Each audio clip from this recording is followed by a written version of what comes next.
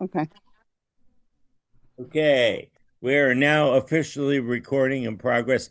This is the 14th um, online 60s music discussion group, such as we are.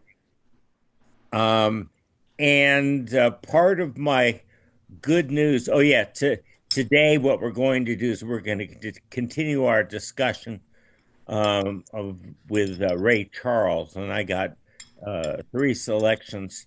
We may have some room afterwards if anybody else wants to um, bring up any other topic or any other songs, because I think I'm gonna, for the first time, I'm gonna run out of material, I think. But that's okay. It's a group, it's not just me. Um, anyway, the good news is I've been working with my cyber guy. I have up on my YouTube channel our very first meeting, early Beatles, I call it. Our last meeting, which was Ray Charles discussion, and the meeting before that, uh, which is Creedence Clearwater. And what I'm going to do, I'm going to go from current backwards and from the beginning forwards. I got about, it takes several hours to get anything up there. It's an incredible amount of work, pasting and downloading and waiting. Um, but I've learned how to do it, and we'll see what doors it opens. Hopefully, it attracts people that want to join us.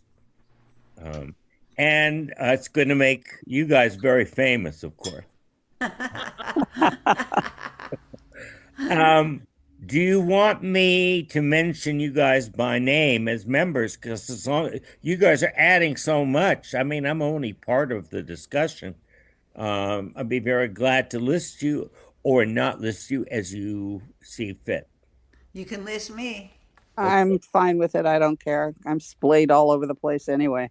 Yeah. Okay. Not an issue. Okay. And Liz?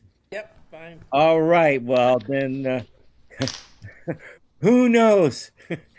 This could turn into a podcast. It could turn who knows what it would turn into. But I mean, without you guys here, I'd be a shadow of my own self. So I'm very grateful for your input. And each week when I do the editing, I'm amazed at the points we're able to make and the things we're able to cover. And I'm learning every bit as much as you guys. It's uh, 60s music, of course, was such a fertile time, incredible artists, incredible output. And so, just for the sake of the tape here, we've covered the Beatles, the Stones, the Doors, Jimi Hendrix, Janis Joplin, Jefferson Airplane, the Beach Boys, uh, Creedence Clearwater, and Ray Charles. And we're going to continue with Ray Charles. And I already asked last week and about a direction to go, and Nancy said Motown.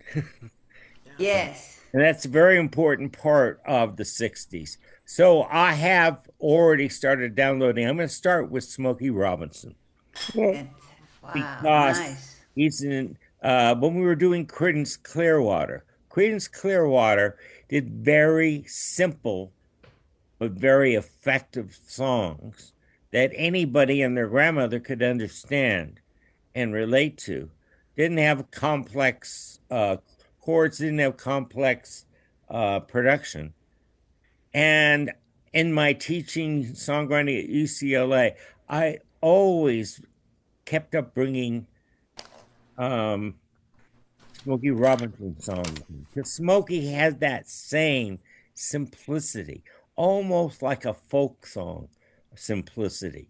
I mean, Tracks of My Tears and uh,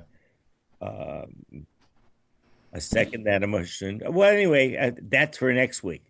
And then I'll go into some more Motown, and then we're going to go to the folk route. We'll go to Bob Dylan and other protest singers, Simon and Garfunkel. There's so much to do, um, and we'll get there. Yeah, I regret missing last week when you started Ray Charles, and I'm elated that you are Likewise. able to put it up on the your channel. Now I'm going to be able to go back and see it and connect the dots today for It's today. all there. Now, this is, I gotta give you a caveat. One, Um, okay. it's not, I can't control everything. Of course, I learned that a long time ago. And the more I try to control, the less out of control things get. But okay, you go and you can get to my channel really easy. All you need is either David Cat Cohen 60s music. You can even go David Cohen 60s music or 60s music discussion. All you need is my name and 60s music, and you'll Google or whatever you do, search it. It'll take you right there. Okay. Yeah, Um, quick question about Ray Donna. Charles and your episodes. What is the reason that Ray Charles is taking 2 episodes? I'm finding it fascinating that that happened. And I chose yeah, that. I mean, why did the Beatles take three? And why did the Stones take three? uh-huh. Just Yeah, because they had so much output. However, yes. Ray Charles really deserved one and a half. That's why we got a half an episode today. We're gonna get to improvise. Okay. Okay. And um, also, as we go through this, you'll see that I've gone through a learning curve in putting these videos together, these presentations, and I've gotten better because I've learned by my mistakes. That's how I learned to speak other language, just being corrected or correcting myself. So little by little, it's gotten tighter and better. Um, However, even the first one, I had a couple of people I know that can't come to this. They'll be available in the summer. They're musicians, but they were able to navigate. The thing is, when you go to uh, um, David Cat Cohen 60s music discussion, that's what it'll take you to. Okay. Make sure you hit playlists. Hit what? Playlists. Oh, okay. When you get to playlists, I have each playlist in order, which has segment one of the group, then the song, then segment two, then the next song, segment three, and so on. Because that's how I got through all the legal problems. Okay. Oh, yeah. And, it's funny when you said about, trial and error and making the mistakes. Yeah. I think it was Eleanor Roosevelt said, everyone makes mistakes. That's why pencils have erasers. Okay. That's why I live with speak softly but carry a big eraser, right? Uh, Unless you're doing music copying and then you're screwed. yes, right. Absolutely. Um, Bill, you started to say something, or were you able to? Oh, I was just looking at. I found your videos. That's Yeah. all. Um, but And if a if you go, question maybe better later. But since I wasn't at the first couple of these, did you ever do? Uh, hang on. Now I've gone blank. Chuck Berry. Chuck Berry 50s, Be a good one. I think. Well, Chuck Berry was writing songs all the way through at least the mid '70s that were, I You think, know very what? I'll add successful. Chuck Berry. He's important, and I'll add Bo Diddley too. I just been trying to get, you know, there are people they're primarily known for the 50s or the 70s that had Oh, some. I see. So I'm Okay. No, because you look at the Beatles or the Rolling Stones, and at least early on, mostly they did covers of Chuck Berry and Willie yeah. Dixon. Oh, sure. But I That's hadn't that's thought of what got Chuck them Berry. originally famous. But why not? That's why I'm asking. Yeah. So I don't And know Rachel, when I'll do it, but I'll add Chuck Berry to the list.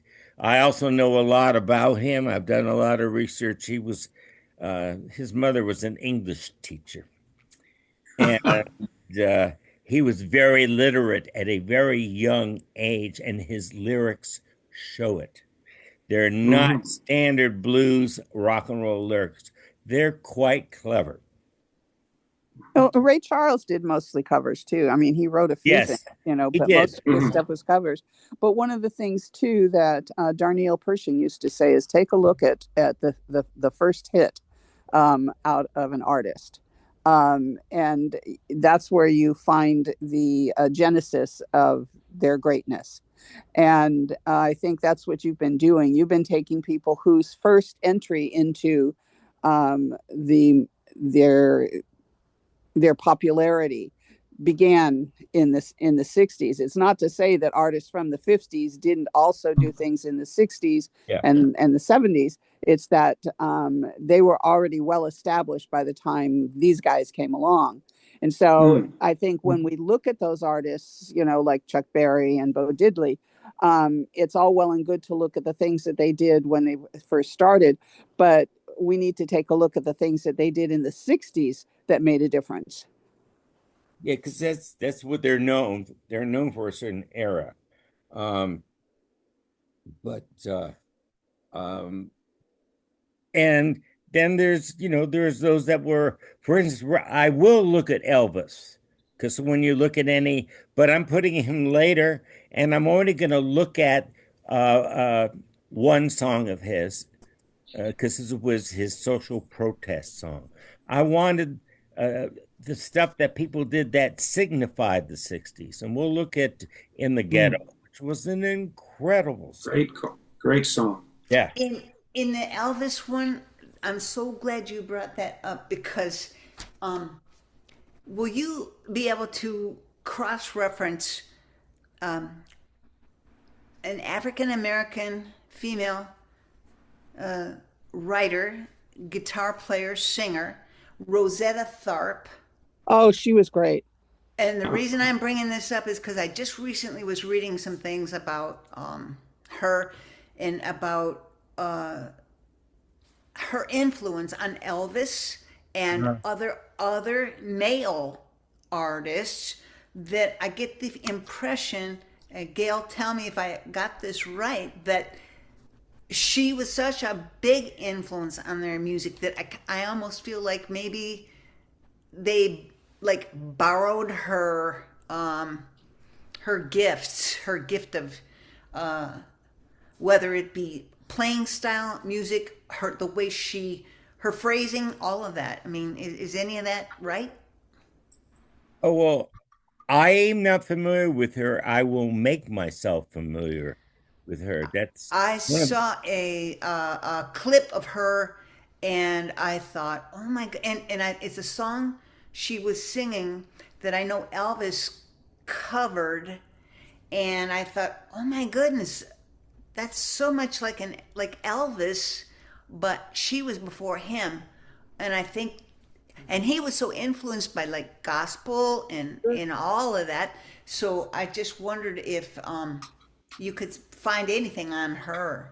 well, I'll do that. Didn't It Rain Children? Didn't It Rain Children That's her. Classic.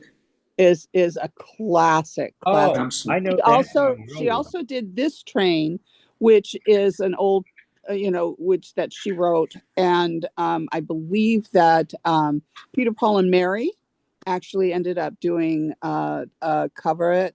On the humorous side, she had one called "I Want a Tall Skinny Papa." And she also did a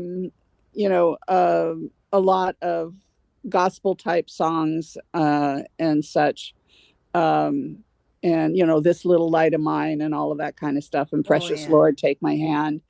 But she was very much within the framework of gospel. But the thing that made her famous was a song called "Rock Me," and it was like a combination of the popular music and gospel. And then I guess it was maybe 10 years later, her Strange Things Happening Every Day. It was the first gospel song that ever went onto the Billboard R&B charts. That one you said, "Rock Me." Mm-hmm. Well, so Chuck Berry I even Chuck Berry even said, "My whole damn career has been one long Sister Rosetta Tharpe impersonation." Oh wow. Wow. Okay, But then that it was Chuck Berry that was so yes, because her playing and everything, and plus in this clip she's playing this incredible looking electric guitar, and it kind of tripped me out to see that, and then if you're mentioning Chuck Berry like that, well, her stuff I think was before the like we're studying the '60s, Right. but her stuff was before. But sure, these of course. guys grabbed stuff from back then and then made it work in the '60s and made them popular from her efforts. I think. I don't know. I think she needs some credit here somehow. Well, the other He, thing is, and he was an amazing guitar player, and Elvis had watched her, and he actually incorporated not just her vocal style and such, but the way she moved, the guitar playing and such. Yeah. And it's like all of these people. She was like the first guitar hero, in terms Okay. of, well, heroine of rock and roll, because she had the gospel, she had folk, and then she had that roaring sound off of her uh, Les Paul, and it's like she stood toe to toe with the male players of the time, and Elvis had said that that he had he learned so much from her, and Okay. to Yep. bring this back to our intended subject for today, but I'm going to say, and it relates to what you just said. There's Yep. another artist that did a song. The trend was for so many years in the record company business that black songs, when covered by a white artist, became hits, and the white people made the money and the black people didn't. that's exactly right. Yep. And the person in the and I'm thinking of Big Mama Thornton. Oh, hound dog. Bingo. Yes, That's who the other one I was thinking right. of, the other And artist. Yep. I, back in my day, I loved Big Mama. I listened to a lot of her songs, and the thing is that Ray was one of the first. He changed it. He became the progenitor, not the copier. Right. He made the money, and he made the record companies money. Well, he Uh, was also smart from a fiscal standpoint. yes, oh, absolutely. He Mhm. revolutionized the business as well as the music. And that's what we're going to do today. Is we're going to first of all we're going to look how he branched into country music when the record companies didn't want him to do it, and they were so afraid that a white audience just wouldn't accept him as a country singer. I mentioned that last week, but we're going to listen to two country songs, and then we're also going to listen to Gail's favorite song, which was covered by Ray Charles. When again he extended the boundary, he did Eleanor Rigby, and we're going to listen to his rendition of it. Oh, And then we'll just take it farther. But he went, uh, uh, and then after descending to the bottom of his drug habit and legal problems and everything, he righted the ship, and he spent the last 20, 30 years of his life as an international star, bringing joy and music all around the world to people in so many venues. Just an incredible contribution. So he definitely deserved 2 weeks in okie terms of our dokie. Yep. agenda. He was that important.